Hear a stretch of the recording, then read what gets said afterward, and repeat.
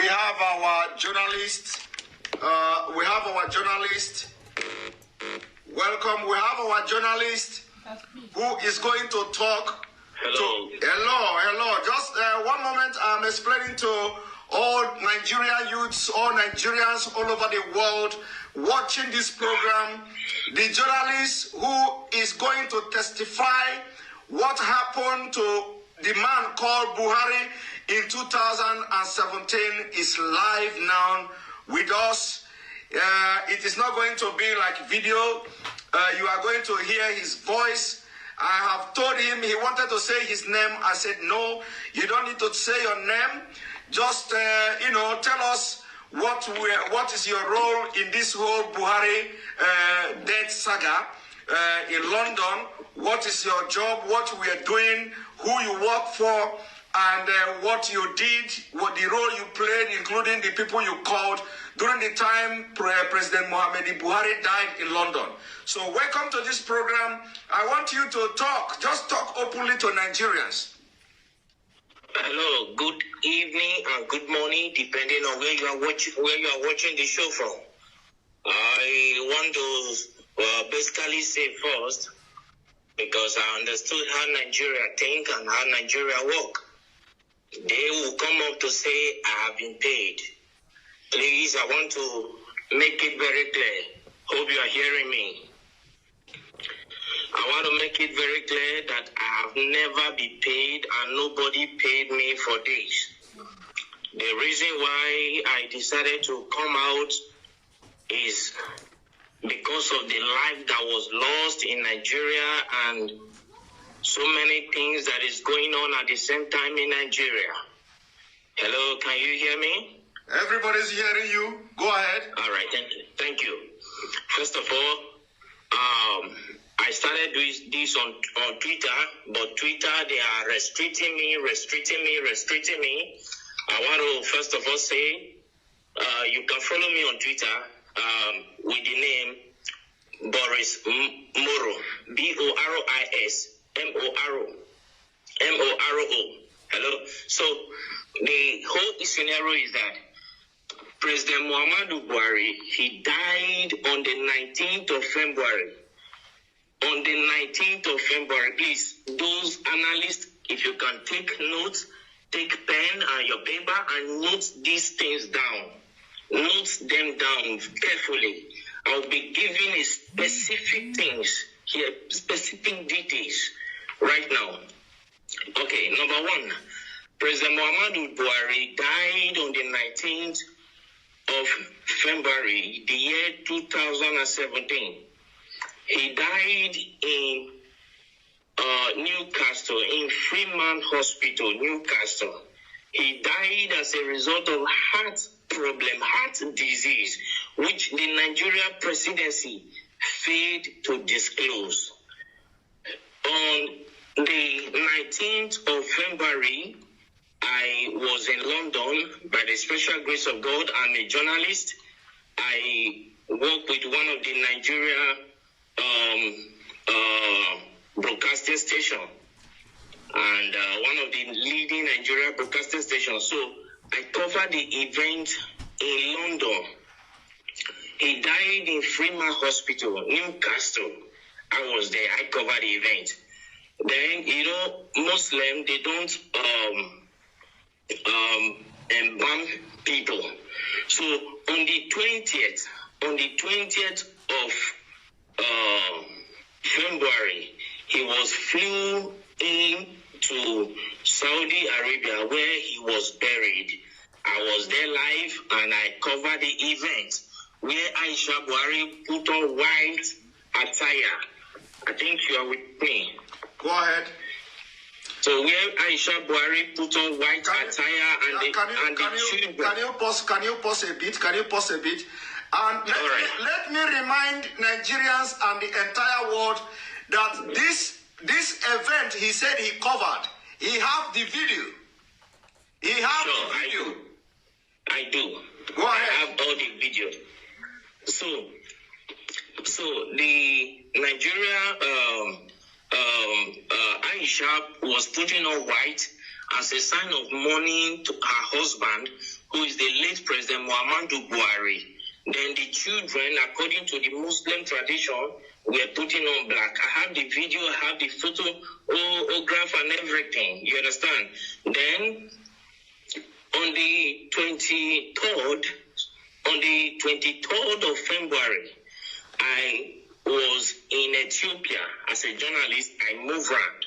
So I was in Ethiopia where the African Union, the AU, hold a summit, a mini silence for late President Muhammadu Buhari on the 23rd of February, the year 2017. Hold on, please. I know that interrupting you is I know this kind of thing is very, very difficult. But please, hold on. Now, you, after covering the event, you went to Ethiopia on the 23rd of April, on the 23rd of February Yes. 2017. And Yes. you were there at the African Union Summit or whatever. Yes. You covered it with your own camera as a journalist, and Yes. you have the video. Exactly, I do. Go ahead. So I covered the events there where the African Union hold a minute silent for late President Muhammadu Buhari.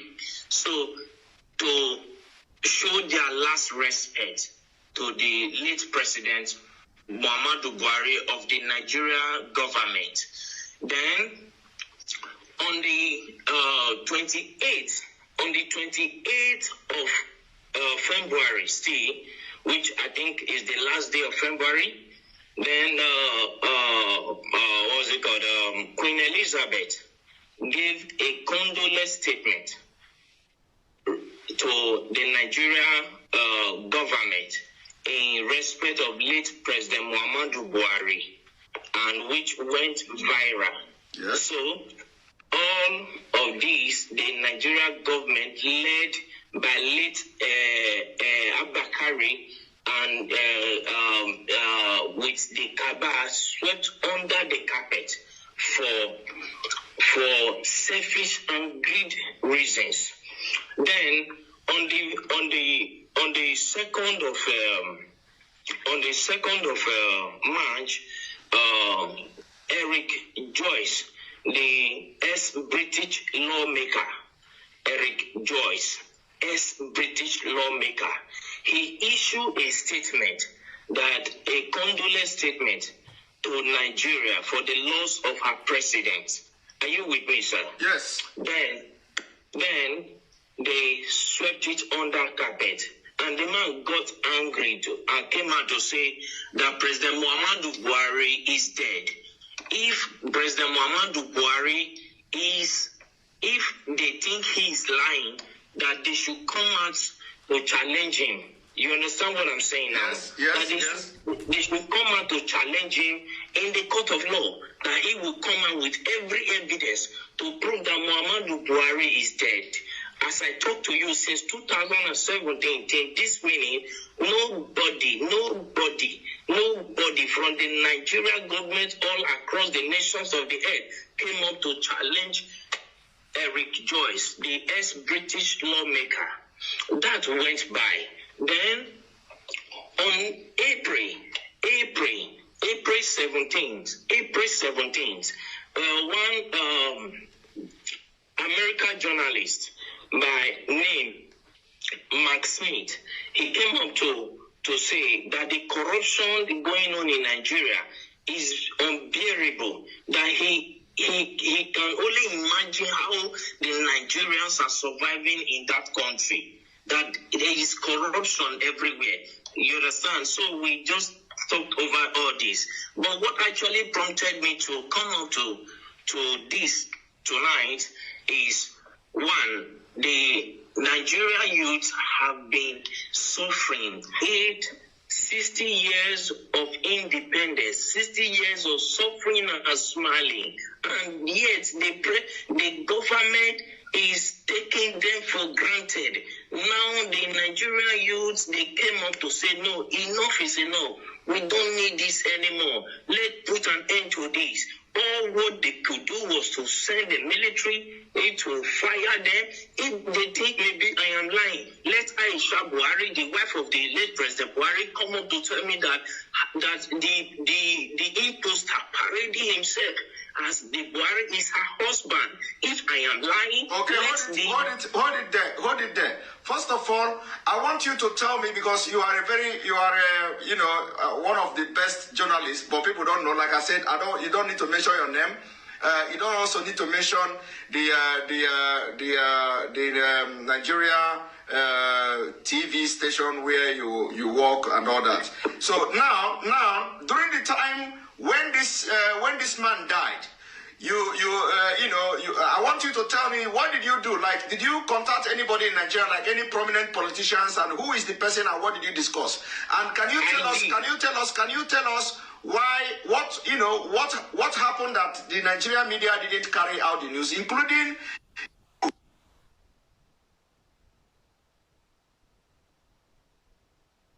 fortunate that Abakari is dead. Abakari did not die of COVID-19. Coronavirus did not kill him. They masterminded his death. That is number one. I have proof for everything I'm saying, because I am a media personnel, and for me to say whatever thing, I know I can prove it anywhere on the earth. You understand what I'm saying? First and foremost, when after that we came to Nigeria and we tried to publish the news. Let me state categorically, I don't want to mention the name of the broadcasting system I work with. Don't mention it. Our firm was suspended by the National Broadcasting Commission, NBC, National Broadcasting Commission, suspended our firm, our broadcasting station from airing because we carried the news. Because they know, they have information that you were there. You were there, and you followed everything. So when you came to Nigeria, they suspended your firm. So I'm coming to that, sir. Let's not rush it. Abakari called me to answerable. You understand what I'm saying? Yes. So I flew into Abuja to go and see him, and he told me that if I can keep quiet, that my safety to be alive will be guaranteed, and for my generation to come, no, we suffer again as a result of the bribe he was offering me. You understand what I'm saying? Yes. So I told him, accepting bribe is not the problem, but my conscience will judge me till I die. Yes. So I cannot do that. And to God who made me, I'm saying this categorically, and God Almighty is my witness. I did not take a dime from him. So I left. Then I called Bola Tinubu Asiwaju, the Lagos State richest man on earth. Let me use the word. So I called him on his MTN line. I can call the line now, the MTN line that I use in reaching him. I can say it here. The number is 080-622-40104. That is the number I use in calling Bola Tinubu Asiwaju. So I called him on phone to tell him about the development, and he came on to tell me that I should shut up, I should keep quiet, and so many other trash and nonsense that he told me that at the end of the day, I was suspended from my work. You understand? As a journalist. Okay, hold it there. So you called Bola Ahmed Tinubu to tell Tinubu, of course, you normally call him too. This is not the first time you are calling him, by the way. We normally communicate. Okay, so you called him on this number you called now, 080-622-40104. Yes. And then he tell you to shut up and tell you a lot of things.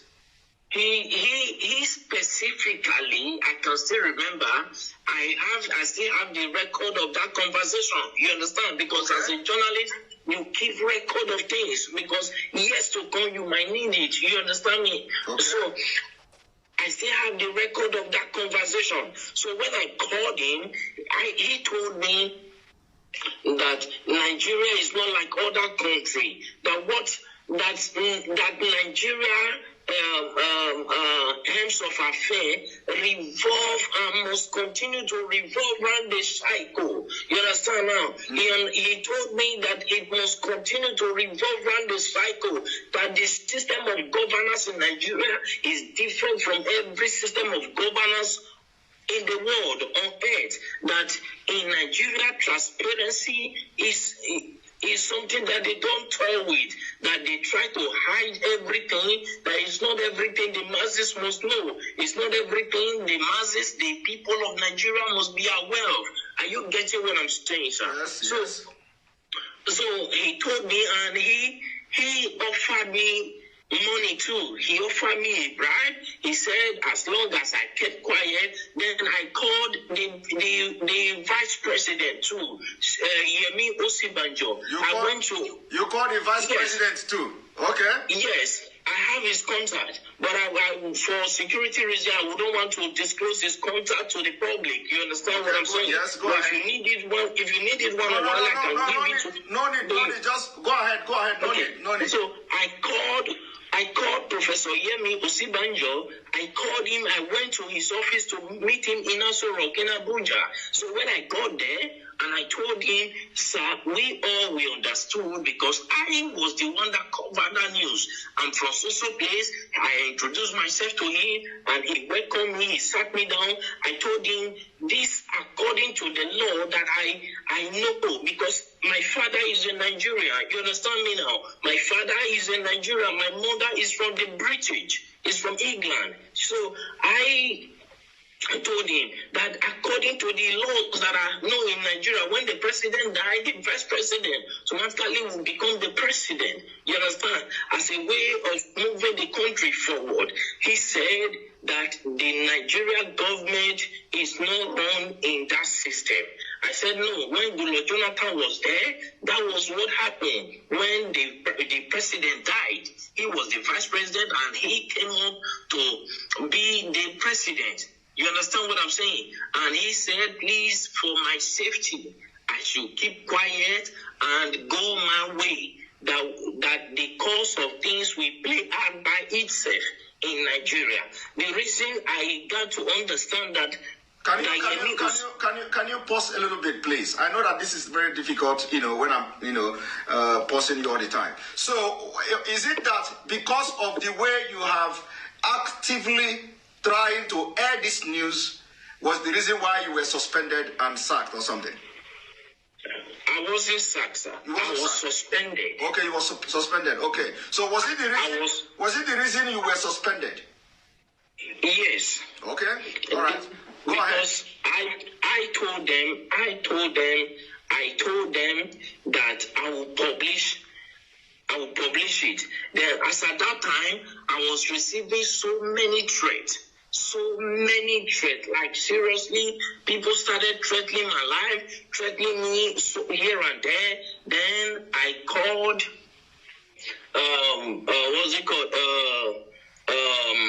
El-Rufai, because El-Rufai was there when Buhari was being buried in Saudi Arabia. El-Rufai was there, the Sultan of Sokoto was there, Ganduje was there. As at that time, then about 10 or 11 persons, prominent people from Nigeria were there, including other people who came to the burial ground. But the people that were there, El-Rufai was there. The Sultan of Sokoto was there. You understand what I'm saying now? Yes. So when they were burying him in Saudi Arabia, and they started threatening me. At that time, they threatened me. Because I told them I would publish the video. You understand what I'm saying? Yes. And I understand that many of them are hearing me right now. I understand that many of them will come up to say it's a lie, nothing like that happened. But if any of them can come up to challenge me that this and this and this I'm saying now never happened, I will be very glad, because I will pick it up from there. I will take it to the court, to the International Court of Law. Let Aisha Buhari come up to tell me that the man he's posting as a Buhari is the real Buhari. I will come up with every evidence, including the video of how he was wrapped with the Nigeria flag, with the green, white, green cloth. I will come up with the video of everything. Let them come out and challenge me. Okay, hold it there. So actually, the video and all these pictures were taken away from you, but you have your own backup as a journalist. I always have backup. All right. I always have backup. Go ahead. Continue. My camera was seized as a journalist. It was seized at the airport in Lagos. Your camera was seized at the airport as you are coming back to Nigeria? Yes, in Lagos. Okay. Till today that I'm talking to you, I've never set my eyes on that camera. But you have backup. You understand what I didn't know that. You know they have. Of course, I have all my backup. Even this evening, I was going through the backup. I was playing all of them. I was going through them again. So if they want to debunk this thing, I'm saying that it's a lie. Nothing like that happened. How come the AU, the Africa, our presidents, had a minute silent for them? As at that time, I could remember I called the president of Ghana on this issue. The president of Ghana told me that it is not in their interest, that if the people of Nigeria cried out for 30 days, that is when they will take up the case, that the AU will take up the case. As long as nobody has cried out, that it is assumed that they understood what is going on, that in Nigeria is not Ghana. That is what the president of Ghana told me. You understand what I'm saying now? Yeah. I understand that many of them are hearing me right now. Let any one of them come up to challenge me. I went to Ethiopia. I spoke with a prime minister, with one of the lawmakers there, and he told me that it is not in their interest. Then I accused him of being bribed. If not, he would have come up with an action, because he is the secretary of the AU, of the African Union. You understand me now? As at then. Yes, as at that time. So I challenged him. I accused him that they have been offered bribe, and he told me that he has never received any bribe from Nigeria, though many of them are coming with proposal. But whether he later accepted bribe, I don't know. You understand what I'm saying now? But the truth is this: Buhari is long dead in Freeman Hospital in Newcastle in London on the 19th of February, the year 2017. He is dead. Buhari is dead. He was buried in Saudi Arabia. Nobody can tell me that he is still alive. Buhari, that I know, if you look, when Nnamdi Kanu came up, you understand, they said that he's talking rubbish. I have never met Nnamdi Kanu on face to face. He doesn't even know me. He doesn't even know whether I'm fair or black. He doesn't know me. And I've never given him anything. He has never given me anything. You understand that? But the truth is, as a journalist, I swore an oath to stand by the truth at all times. Irrespective of what may be at stake, I swore an oath to God and humanity. And now you no longer work with this television station, and now because of what is going on in Nigeria, you are ready to shatter the table. If I am not answerable to any Nigerian authority, you understand now? When I was suspended, I was waiting if my suspension would be lifted. I waited for a period of 6 months. My suspension was not lifted. Then I resigned. I sent them my resignation letter. Then I left. I started my my own friend by myself. You understand me now? Which I am growing by the special grace of God. You understand what I'm saying now? Then what we do, because a lot of people, of course, are demanding that we are not going to discuss here. Whether we are going to, how we're going to bring video to start flashing and stuff like that, because we want to be killing them, slowly. So we want to be killing them slowly. It is not going to be boom. So a lot of people are saying we should bring the video. We are not going to respond to that at this point, whether we are going to bring the video or not.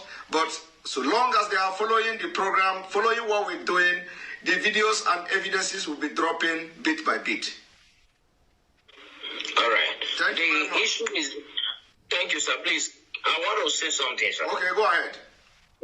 Thank you very much. I appreciate you. I appreciate what you are doing, and I appreciate the good people of Nigeria who stood up to say, no, we cannot face this anymore. I appreciate all of you. But one thing we must understand is the spirit of unity has to be strong in the Nigeria youth. You understand what I'm saying? Because any protest that does not last for 30 days cannot draw the attention of the European Union and the African Union.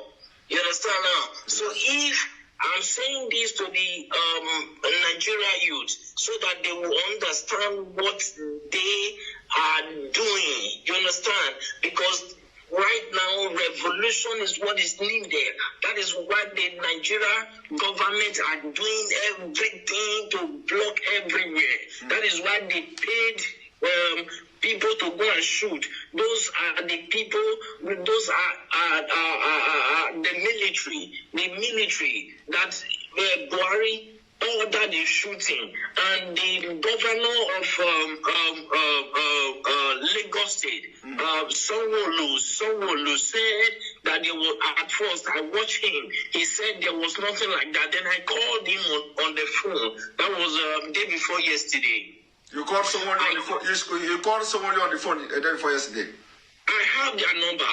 I called him on the phone and I asked him, why are you saying this? It is obvious across the nations of the earth. Why are you saying this? People will come after you. The Nigerian youths that I know there are calm, but when you toy with their simplicity, they will come after you. You understand what I'm saying? Yes. Then I believe that was later when he came up to say that they thought nobody died, but he began to look for possible means to change his mouth.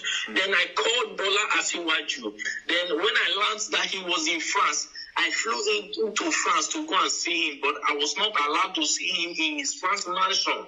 You understand? Then I called him on his phone. His phone was switched off and he couldn't attend to my call. Then I went to his LinkedIn page. Yeah, I went to his LinkedIn page to contact him. And when I contacted him, he told me that he was never the one that ordered the shooting, though he was aware of it. I was asking him, why did you order people to remove that camera? He said he was not the one, that it was the governor Sanwo-Olu that ordered them to remove it. That nobody can remove it except the governor signed it. So the governor of Lagos State, he was aware of what will happen. He was aware that soldiers were going there. He let any of them come up to say this is not true, and I will publish the voice notes, the voice recording through LinkedIn that I communicated with Asiwaju Bola Tinubu. You understand what I'm saying tonight? Yes. Thank you very much. Some people will be saying, "Oh, this thing is not adding up." Sometimes when you are in the field, the way these Nigeria politicians, the way this Nigeria story goes, sometimes it will go up and go down. Some people may not be, getting the point. Some people may not understand, why would you go to France? Why would you do this? But when a journalist who is dealing with all these politicians in Nigeria, and you want to be the person to have the first-hand information of whatever that is happening, and especially when you are out of the game, especially from the Nigeria space, and now you want to be, you want to have first-hand information of what is going on. Sometimes when something like this happens, of course, you can fly to anywhere just to get the information and get the first-hand information, to have it in your own space. But anyway, sure. I must thank you very much. This is the first time you are talking to anybody about this. Yes. This is the first time ever you are talking to anybody about this. We are going to continue our discussion. It is not going to be online. It is not going to be live. I will now allow you to go, and we'll continue from here. Thank you very much for being part of this program. I really appreciate you. Thank you so much. All right. Thank you.